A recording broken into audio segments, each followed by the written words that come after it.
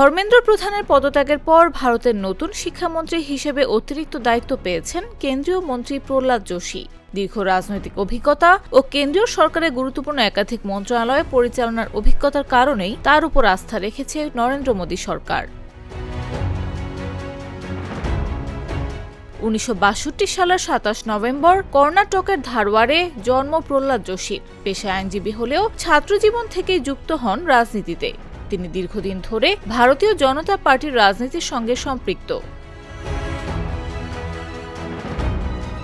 2004 সালে প্রথমবার কর্ণাটকের ধারওয়াড় লোকসভা আসন থেকে সংসদ সদস্য নির্বাচিত হন তিনি।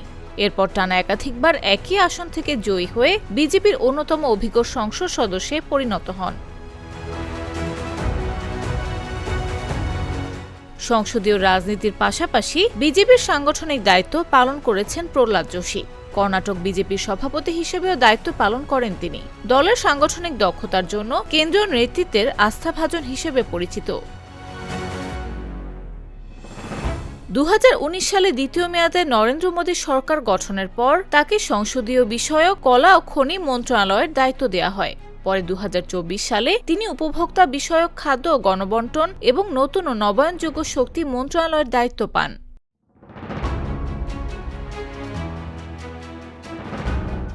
ধর্মেন্দ্র প্রধানের পদত্যাগের পর এবার সেই দায়িত্বের সঙ্গে যুক্ত হয়েছে ভারতের শিক্ষা মন্ত্রণালয়ও।